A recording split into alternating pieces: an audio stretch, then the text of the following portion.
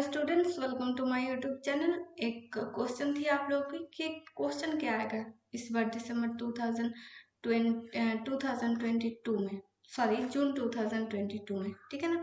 तो दिसंबर 2022 and June दिसंबर 2021 का question देखकर आप लोग ये अंदाजा लगा सकते हैं कि हर एक ईयर में क्वेश्चंस जो है वो अलग आ रहे हैं, है ना। आप लोग MT1 के भी 10 इयर्स के क्वेश्चन पेपर देखेंगे तो क्वेश्चंस अलग आते हैं। हाँ, क्वेश्चंस रिपीट होते हैं तो बहुत कम, मतलब जो है ये इंटीग्रेशन का क्वेश्चंस जो है वो आते हैं, मतलब सभी ईयर में नहीं पर दो एक ईयर में आए हैं, ठीक है ना। मतलब क्वेश्चन रिपीट हुआ है। या फिर कोई दूसरा क्वेश्चन ले लीजिए लीबनिज थ्योरम का या फिर रिडक्शन फार्मूला का, वहां पर जो है क्वेश्चन आपका रिपीट होता देखा जाएगा, ठीक है ना। और भी बहुत सारे टॉपिक्स है, शायद छूट रहा है, टेंजेंट नॉर्मल का भी होगा, मतलब ऐसा कुछ टॉपिक है जहां से क्वेश्चन आप लोगों का रिपीट होता हुआ देखा गया है 10 इयर्स क्वेश्चन पेपर से। पर बुक से बहुत ही कम होता है ऐसा कि बुक से क्वेश्चन आए आप लोगों का, मतलब जो भी क्वेश्चन आंसर बुक में दिया हुआ है ना, एक्सरसाइज में एग्जाम्पल में जो भी क्वेश्चन दिया हुआ है वो बुक से आए वो क्वेश्चंस, ठीक है ना। ये बहुत कम देखा जाता है। तो MT1 में तो इंटीग्रेशन आपको बुक से एक भी नहीं मिलेगा, मिल जाए तो अच्छा है, मुझे लगता है नहीं मिलेगा। और डेरिवेटिव आ जाता है शायद, मतलब f(x) प्लस g(x) करके जो करना होता है तो वो आ जाएगा शायद बुक से, मतलब नहीं भी आए तो आप लोगों को करना है। मतलब प्रिपरेशन कैसे करें, है ना। क्वेश्चंस तो देखिए हर एक साल में अलग आ रहा है, तो प्रिपरेशन कैसे करें। प्रिपरेशन करने का एक तरीका है कि आप लोग देखिए टॉपिक क्या है, ठीक है ना, किस किस टाइप के क्वेश्चन आ रहे हैं। वो तो मैंने पिछली वीडियो में आप लोगों से डिस्कस कर दिया है कि कौन कौन टॉपिक से क्वेश्चन आ रहे हैं। मतलब ये देखिए ये सारे जो टॉपिक्स दिया हुआ है, तो ये सारे टॉपिक्स मतलब डेरिवेटिव और इंटीग्रेशन के जो भी टॉपिक्स है, या फिर लिमिट कॉन्टिन्यूटी, उसके बाद जो जो मतलब टॉपिक है वहां से पढ़ना क्या क्या है, ठीक है ना। वो सारे टॉपिक्स में जो जो एग्जाम्पल्स है वो एग्जाम्पल्स आप लोगों को एक दो करना है, और उसके बाद जिस तरीके से क्वेश्चन का आंसर किया जा रहा है, तो मान लीजिए कंटिन्यूअस दिखाना है एक पॉइंट पर, या फिर लिमिट निकालना है, या फिर एल हॉस्पिटल रूल लगाना है, वो तो आप लोगों को पता है ना कि कहाँ कहाँ ये करना है, कौन सा मैथ कौन से चैप्टर से आ रहा है। ऐसा नहीं होगा कि इग्नू बुक से दिया जाएगा या फिर कोई नोट से। अगर आपने गेस्ट पेपर भी खरीद लिया ना तो भी वहां से देखिए मतलब सभी क्वेश्चन तो मिलेगा ही नहीं। मतलब इग्नू का क्वेश्चन पेपर कौन गेस कर रहा है ये तो मुझे पता नहीं, पर गेस अगर कोई कर रहा है तो बहुत बड़ी बात है ना। मतलब क्वेश्चन कहाँ से आएगा, ये तो बुक से मतलब देते ही नहीं है। मतलब मैंने जितने सारे पेपर दिया उतने सारे जो MT1 से मतलब MT12 तक लेकर मैंने सभी क्वेश्चन पेपर मतलब मतलब सभी पेपर का एग्जाम दिए थे, तो सभी में एक ही बात थी कि बुक से क्वेश्चन लिया नहीं जाता है, ठीक है ना। मतलब आप लोग कितना पढ़े हैं, आप लोगों का कॉन्सेप्ट कितना क्लियर है वो देखते हैं। इग्नू का इग्नू एग्जाम का मेन पर्पस यही है कि आपको पर्पस कितना पता है, ठीक है ना। क्वेश्चन रिपीट होता है, मतलब 10 ईयर्स से क्वेश्चन रिपीट होता है। आप लोग अगर MT1 के 10 ईयर्स देख के जाएंगे, मतलब 2011 से मान लीजिए, या फिर 5 इयर्स भी करेंगे, ठीक है ना, 2015 से या फिर 16 से कर लेंगे, जून दिसंबर करके क्वेश्चन पेपर कर लेंगे, तो ये डेफिनेटली मैं कह सकती हूँ कि वहां से ही क्वेश्चन आप लोगों को मिलेगा। या फिर वो ही क्वेश्चन नहीं आएगा तो उस टाइप का आएगा, है ना। जैसे कि इंटीग्रेशन में मैं आप लोगों को ये नहीं बोल सकती कि ये क्वेश्चन आएगा, कभी नहीं बोल सकती हूँ। मैं ऐसा नहीं कह सकती कि ये क्वेश्चन ही आएगा। मैं ये बोल सकती हूँ कि आप लोगों को कि इस टॉपिक से क्वेश्चन आएगा। जैसे कि आप मान लीजिए रिडक्शन फॉर्मूला से एक आएगा, इंटीग्रेशन आ जाएगा एक दो, या फिर एल हॉस्पिटल रूल से, उसके बाद टेलर्स थ्योरम से, उसके बाद जो है टेंजेंट नॉर्मल आ सकता है, उसके बाद एसिम्पटोट्स आ सकता है, और उसके बाद जो है मतलब कॉन्टिन्यूटी चेक करने के लिए बोलेंगे एक पॉइंट पर, ठीक है ना। आपको लिमिट निकालने के लिए बोलेंगे। उसके बाद कॉम्प्लेक्स नंबर से आ सकता है, थ्योरी ऑफ इक्वेशन से आ सकता है, और फिर सेट्स से दिया जा सकता है, मतलब 2 मार्क्स का जो क्वेश्चन होता है, ठीक है ना। तो आप और फिर एरिया निकालने के लिए बोलेंगे। तो ये सारे टॉपिक्स जो है ना, टॉपिक्स का आप लोग कॉन्सेप्ट पढ़िए। कॉन्सेप्ट क्लियर हो जाए तो आप वहां से कुछ भी मैथ आपको दिया जाएगा। ऐसा नहीं है कि मान लीजिए यहाँ पर देखिए एक लिमिट दिया हुआ है, limit extends to 0x by cos पाई/2 प्लस एक्स। तो आपका अगर यहाँ पर साइन दिया जाएगा, यहाँ पर x का स्क्वायर प्लस 5 दिया जाएगा, मतलब मैं ऐसा नहीं कर सकती हूँ कि ये क्वेश्चन आएगा। आप लोगों को मैं टॉपिक बता सकती हूँ, टॉपिक जो है वो मैं बता सकती हूँ कि यहाँ से क्वेश्चन आएगा, ठीक है ना। तो शायद आप लोग समझ गए हैं। आप लोगों का क्वेश्चन का आंसर मिल गया है कि क्या पढ़ें, कैसे पढ़ें।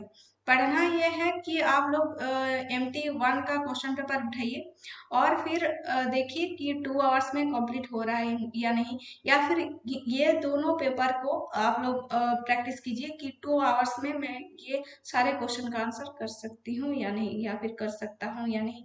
तो वो देख लीजिएगा, या फिर ऐसा कर सकते कि MT1 का पेपर ले लिया और वहां से कितने सारे हो रहा है, मतलब खुद से क्या हो रहा है, ठीक है ना, खुद कितना कर पा रहे हैं वो क्वेश्चन, मतलब वो क्वेश्चन का आंसर कीजिए, और उस क्वेश्चन में कौन सा टॉपिक किस तरीके से पूछे जा रहे हैं वो सारे देखिए।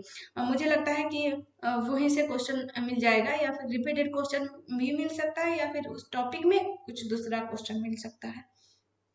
ठीक है, मैं समझा पा रही हूँ आप लोगों को, शायद मैं क्या बोलना चाह रही हूँ कि आप लोगों को पढ़ना कैसा है, कैसे है, मतलब आप लोग अगर बुक कंप्लीट कर चुके हैं, है ना, बुक से आप लोगों को पढ़ना है कि कॉन्सेप्ट क्या है, ठीक है ना, टॉपिक क्या है, और टॉपिक उस टॉपिक से कैसे क्वेश्चन आ रहे हैं, और उस क्वेश्चन को सॉल्व कैसे करेंगे, ठीक है ना। बुक से ये देखना, तो क्वेश्चन क्या आ रहा है वो तो क्वेश्चन पेपर से देखेंगे, और उसको सॉल्व कैसे करना है ये बुक से आप लोग देखेंगे कि कॉन्सेप्ट क्या है। मैंने तो दोनों पेपर का वीडियो बना दिया है, और उसके बाद MT1 का, अगर MT1 में कोई भी प्रॉब्लम हो रहा है, मतलब इस मैथ में प्रॉब्लम हो रहा है, उसके बाद इस मैथ में प्रॉब्लम हो रहा है, आप लोग बताइए, मैं जितना हो सके मैं आप लोगों को हेल्प करूंगी, ठीक है ना।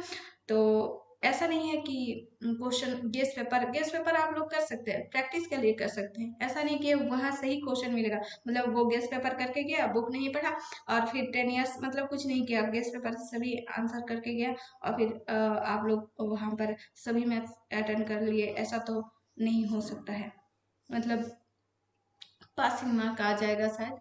तो ऐसे मैं, अगर आप लोगों को पासिंग मार्क चाहिए तो यहाँ पर ऐसे करना है कि यहाँ पर तो 20 मार्क्स है, ट्रू और फॉल्स में से हमेशा मतलब फॉल्स ज्यादा होता है, ठीक है ना, क्योंकि वहां पर काउंटर एग्जाम्पल लगता है, ज्यादा फॉल्स आप लोग, आपको अगर ऐसा लग रहा है कि ये मुझे पता नहीं है, ठीक है ना, तो फॉल्स लिख के आ जाना है, मतलब 2 मार्क्स में 1 मार्क्स तो देगा अगर फॉल्स हुआ तो 1 मार्क्स दिया जाएगा ट्रू और फॉल्स में, और 1 मार्क जो हाफ मार्क्स तो दिया जाएगा। कोई अगर आपका पेपर चेक कर रहा है तो हाफ मार्क तो देगा ही, है ना। मतलब कुछ ऐसा क्वेश्चन है कि आप लोग, आपको पता नहीं है कि क्या करना है, वहां पर कर लीजिएगा कि ये फॉल्स है, मान लीजिएगा वो फॉल्स है, लिख के आ जाइए। गलत हुआ तो वो नेगेटिव मार्किंग तो नहीं देंगे ना, तो अगर सही हुआ तो मार्क्स मिल जाएगा। और उसके बाद 2-4 मैं टॉपिक बता रही हूँ, वहां से क्वेश्चन आ सकता है, मैं ये नहीं बोलूंगी कि वहां से ही क्वेश्चन आएगा, मुझे मतलब मुझे मिला है ऐसा क्वेश्चन, मतलब 10 इयर्स क्वेश्चन पेपर देख के गई हूँ, उसके बाद मिला है। एक तो है लिमिट का एक क्वेश्चन आएगा, ठीक है ना, और लिमिट इन्फिनिटी भी करके देख लेना, और limit extends to zero, extends to infinity, extends to infinity में ज्यादा क्वेश्चन होता है, ठीक है ना, इन्फिनिटी ठीक से करना। और उसके बाद जो है वहां पर 2 मार्क्स का एक क्वेश्चन मिलेगा, उसके बाद कंटिन्यूटी में आपको एक क्वेश्चन दिया जाएगा कि ये बताइए कि ये इस पॉइंट में या फिर इस इंटरवल में कंटिन्यूअस है या नहीं, तो वहां पर 4 मार्क्स मिल जाएगा। और फिर आपको इंटीग्रेशन और डिफरेंशिएशन में, मतलब ये नहीं बता सकते कि यही इंटीग्रेशन आएगा, इंटीग्रेशन मतलब बहुत सारे होते हैं, और सभी मतलब जो बाई पार्ट्स की या फिर रेशनल नंबर की या फिर ट्रिगोनोमेट्रिक फंक्शन की होती है, तो वो सारे क्वेश्चंस आ जाते हैं। तो लास्ट वाला पार्ट देख लेना इंटीग्रेशन का, जो मतलब रेशनल नंबर इरेशनल नंबर और फिर ट्रिगोनोमेट्रिक फंक्शन का होता है, वो वाला देख लेना। और फिर वहां से आता है और ज़्यादा क्वेश्चन आता है ये मैं नहीं बोलूँगी, वो जो सब्सटीट्यूशन है वहां से भी आ जाता है।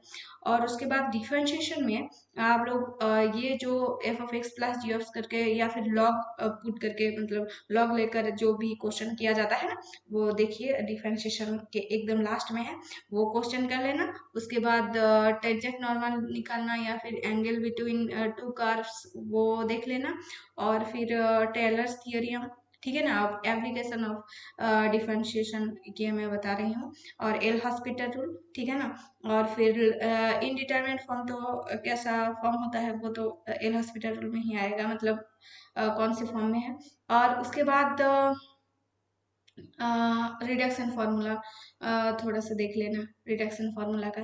तो ये सारे टॉपिक्स अगर आप लोग करके जाएंगे ना, और सेट्स फंक्शंस ये थोड़ा सा देख लेना, इक्विवेलेंस रिलेशन, ठीक है ना। ये टॉपिक अगर करके जाएंगे तो 100 में से तो आप 40-50 ऐसा आ ही जाएगा, मतलब लास्ट में मान रही हो। तो आप लोग को 100 मार्क्स का अगर क्वेश्चन दिया जाएगा तो पासिंग मार्क जो है वो है 36, ठीक है ना।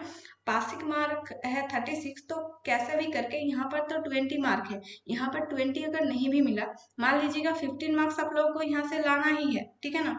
तो 15 मार्क्स मिल जाएगा, तो बाकी 20 या फिर 21 मार्क्स पूरे क्वेश्चन पेपर में से तो आ ही जाएगा। मतलब इतना घबराना नहीं है, आप लोग देखिएगा, मतलब ऐसा कुछ मैथ तो होगा ही जो आप लोगों को पता है। आप लोग बस टॉपिक पर और फिर कॉन्सेप्ट पर ध्यान दीजिए ज़्यादा। और मतलब गेस पेपर आप लोग अगर कर रहे हैं तो वो कर सकते हैं, या फिर MT1 का 10 इयर्स कर लीजिएगा, प्रैक्टिस प्रैक्टिस कर लीजिएगा, या फिर ये सारे क्वेश्चंस। और फिर जो असाइनमेंट है ना, असाइनमेंट जो भी BMDC 131 का है वो कर लीजिएगा। असाइनमेंट में जितना क्वेश्चन है, तो मुझे लगता है कि वो प्रैक्टिस के हिसाब से करना, मतलब किसी के पास से देखना नहीं है, आप लोगों को कितना आ रहा है वो देखना है। अभी तो 7 दिन ही बचे हैं, और वहां पर ये देखना है कि आपको क्या आ रहा है, आप किसी के बिना मदद से क्या कर सकते हैं, ठीक है ना। और एक बात बताना है कि इग्नू में ये बहुत है कि जो यूएफएम केस के बारे में शायद पता है आप लोगों को, या जब आप लोग मतलब क्या है वो फीस सबमिट कर रहे हैं या फिर फॉर्म फिलअप कर रहे हैं, वहां पर ही दिया जाएगा इंस्ट्रक्शन में। यूएफएम केस बहुत होता है। आप लोगों को मतलब जिन्होंने भी एग्जाम दिया है शायद मतलब ऐसा नहीं हो, मतलब मैथ्स में तो ये ज्यादा होता है। ऐसा कुछ पेपर पकड़ेंगे कि MT6 ऐसा पेपर था, MT6 था। और फिर ज्यादा मतलब यूएफएम केस तो वहां पर ही आते हैं। आपके आसपास जो है, मतलब फिजिक्स में केमिस्ट्री में मैंने ये सुना है कि वो दोनों कॉपी कर रहे हैं, मतलब दोनों ने सेम टू सेम लिखा है, पर उन लोगों का यूएफएम केस नहीं हुआ है। पर MT6 में ऐसा हो रहा था, मतलब मैथमेटिक्स में ऐसा होता है, सभी पेपर में ऐसा नहीं होता है, पर कुछ पेपर वो लोग टारगेट करते हैं कि इस पेपर में इन लोगों को फेल करवाना ही है, ठीक है ना।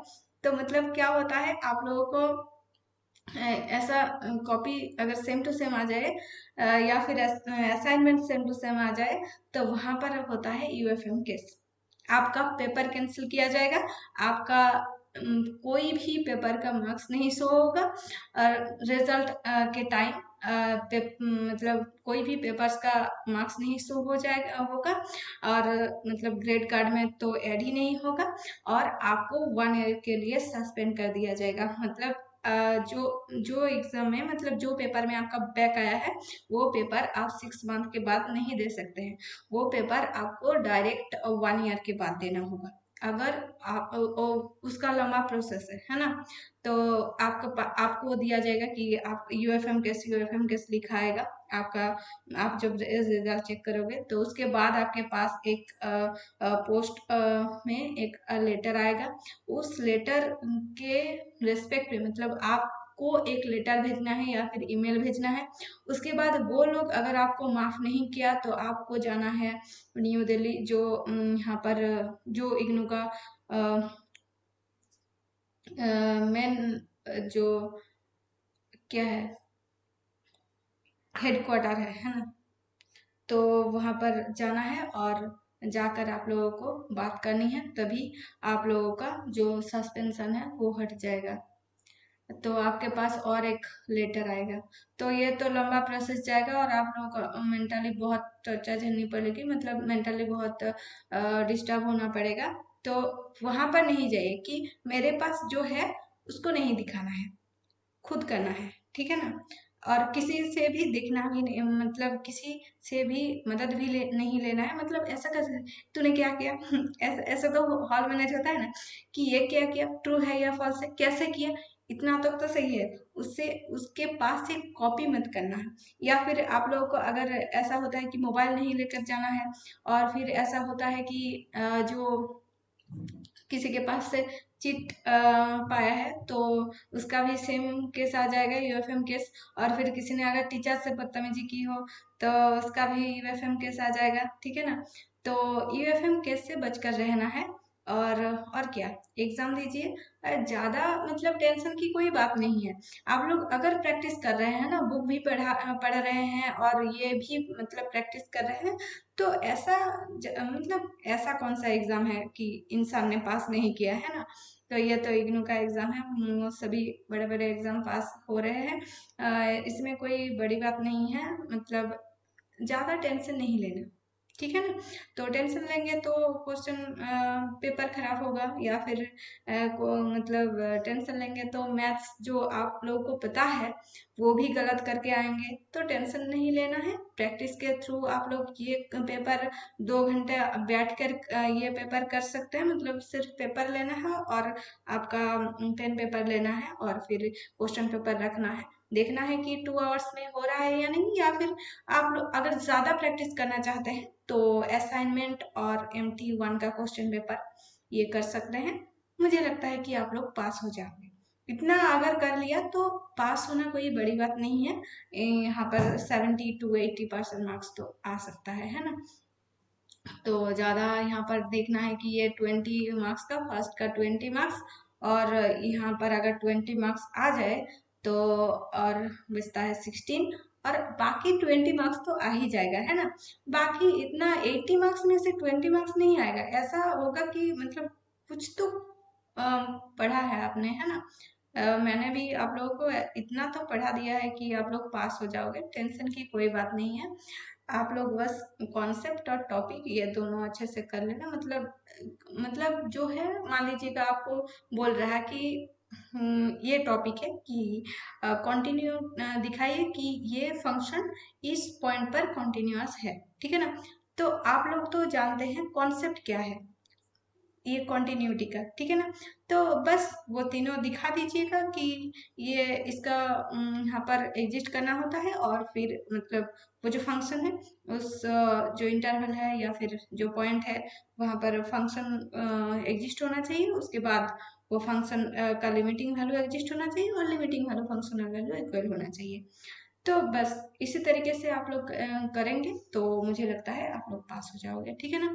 तो आप लोगों को शायद मेरी बात समझ में आ गई है। बहुत ज़्यादा टाइम हो गया, मैंने सोचा कि 10 मिनट में हो जाएगा।